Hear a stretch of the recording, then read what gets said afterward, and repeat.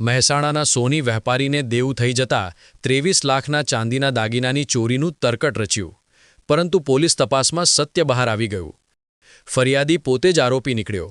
Deodar police મથક ખાતે એક સપ્તાહ અગાઉ 23 લાખની કિંમતના 9.5 કિલો વજનના ચાંદીના દાગીનાની ચોરી થયાની મહેસાણાના સેલ્સમેન અલ્પેશકુમાર ભૂપેન્દ્રભાઈ સોની દ્વારા ફરિયાદ નોંધાવવામાં આવી હતી. જે અનુસંધાને ગુન્હાની ગંભીરતાને ધ્યાને લઈ દિયોદર પીઆઈ વીજે પ્રજાપતિ તેમજ પીએસઆઈ સહિત પોલીસની ટીમ દ્વારા સઘન તપાસ હાથ ધરાઈ હતી, જેમાં પોલીસને આ ગુન્હામાં ફરિયાદીની ભૂમિકા શંકાસ્પદ જણાતા પોલીસે ફરિયાદીની ગાડીના ડ્રાઈવર અજય સથવારાને બોલાવી યુક્તિ પ્રયુક્તિથી પૂછપરછ કરતા ફરિયાદી દ્વારા આ ચોરીની ઘટનાને અંજામ આપવામાં આવ્યો હોવાનું અને આ ઘટનામાં ફરિયાદી અલ્પેશ ભૂપેન્દ્રભાઈ સોની રહે મહેસાણા, અજય ઉર્ફે લાલભાઈ નટુભાઈ સથવારા રહે મહેસાણા, ફરિયાદીની ગાડીનો ડ્રાઈવર સહિત રાહુલ જગદીશભાઈ માજીરાણા રહે મહેસાણા ત્રણેયની પોલીસે અટકાયત કરી હતી અને પોલીસે ત્રણેયની અલગ અલગ પૂછપરછ કરતા આ ચોરીની તેઓએ કબૂલાત કરી હતી, જેથી પોલીસે આ ત્રણેય આરોપીઓ વિરુદ્ધ ગુન્હો નોંધી આગળની વધુ તપાસ હાથ ધરી કાર્યવાહી હાથ ધરી છે. જે ચાંદી ચોરી બાબતની જે બનાવ છે એમાં હકીકત એવી છે કે ગઈ તારીખ 14/2/2026ના રોજ દિયોદર પોલીસ સ્ટેશન ખાતે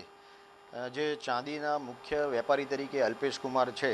જે મહેસાણાના વતની છે અને તેના વેપાર અર્થે અહીંયા થરા પછી થરાદ અને દિયોદર વિસ્તારમાં પોતાનો જે ચાંદીના દાગીનાઓ છે એ વર્ષોથી વેપાર કરવા માટે આપે છે અને આવતા જતા હોય છે. એમ ગઈ તારીખે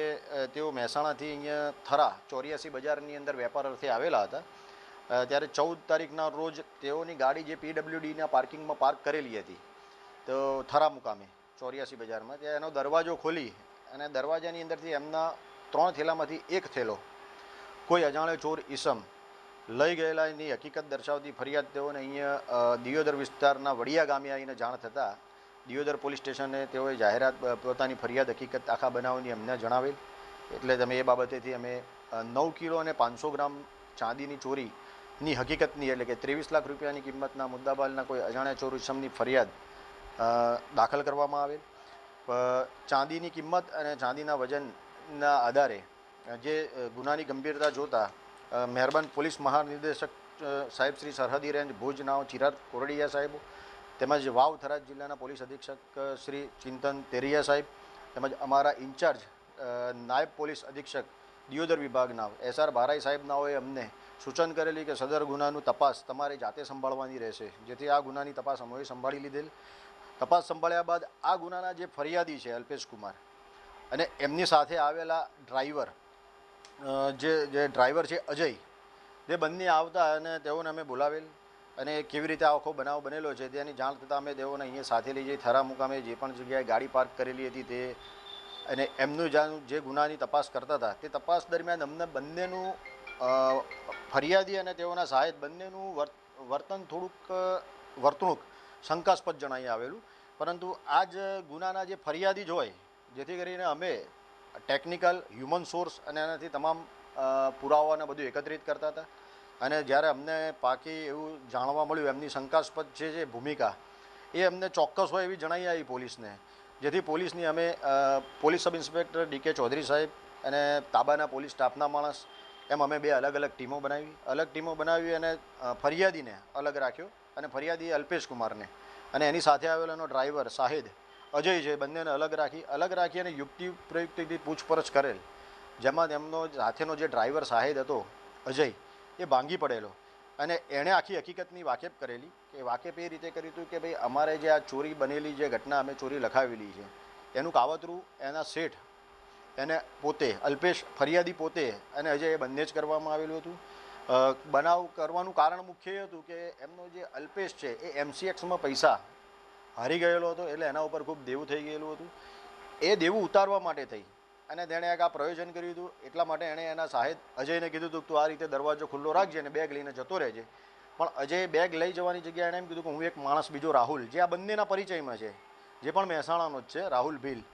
કે હું એને લાવું, એને 50,000 રૂપિયા જેવો આપીશું જ્યારે પણ આ તપાસ પોલીસની પૂરી થઈ જશે અને આ જશે અને મુદ્દામાલ આપણી જોડે જ રાખીશું, જેથી આ મુદ્દામાલનો પાછળથી આપણે જે રીતે એની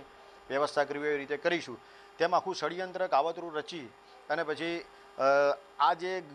ગુનાવાળી જગ્યા છે એ અજય એના પોતાના પિતાજીની માલિકીની ગાડી લઈ અને આ રાહુલને જે બનાવ બન્યો હતો એના 2-3 દિવસ પહેલાં મહેસાણાથી ત્યાં ગાડી પાર્ક કરશે, કેવી રીતે ગાડી મૂકશે, કયો દરવાજો ખુલ્લો રાખશે, તે રીતે તમામ જગ્યાઓ બતાવવા માટે આવેલો અને એમ કીધું હતું કે અમે આગલા દિવસે તને જાણ કરીશું, એટલે તું તારી રીતે નીકળજે, અમે શેઠ અમારી ગાડી લઈને નીકળીશું. એ વાત આખી આ લોકોએ આખું કાવતરું રચી અને પછી 14 તારીખના રોજ આ ગુનાના ફરિયાદી અને આરોપી જે અલ્પેશ કુમાર અને અજય જે શાહેદ હતા અને હાલ આરોપી છે, એ બંને ગાડી લઈને સવારે 9 વાગે મહેસાણાથી નીકળી થરા 84 બજારની અંદર આવેલા પીડબ્લ્યુડીમાં પાર્કિંગમાં ગાડી મૂકેલી. એ જ સમયે જે રાહુલ છે એ મહેસાણાથી હારીજ મુકામે આવેલો અને હારીજથી બસમાં થરા બ્રિજ નીચે ઉતરી ચાલી અને ગાડીનો દરવાજો જેમ એમને કીધું તે પ્રમાણે ખોલી બેગ લઈ અને પોતાના ઘરે જઈ અને પોતાની બેગ મૂકી દીધેલી હતી. અને આ જે બનાવની આમણે જાહેરાત આપી હતી અને જે અમે યુક્તિ આખું એણે જે કન્સ્ટ્રક્શન કીધું એ પ્રમાણે અજય એમને વાત કરી. એ જ વાત પછી અમે અલ્પેશ કુમારને પૂછીને એણે પણ એનો સ્વીકાર કરેલો અને રાતોરાત જ એક ટીમ બનાવી અને મહેસાણા મૂકતા રાહુલ પણ મળી આવેલો અને રાહુલને પણ અહીંયા લાવીને એની પૂછપરછ અલગ રીતે કરતા અને સમગ્ર ગુનાની અને આખા બનાવની જે શાહેદ અને ફરિયાદી એટલે આ ગુનાના તમામ આરોપીઓએ અલગ અલગમાં એક જ સરખી કબૂલાત કરતા તમામના ગુનાના કામે અટક કરી અને પછી રિકન્સ્ટ્રક્શન પંચનામું કરેલ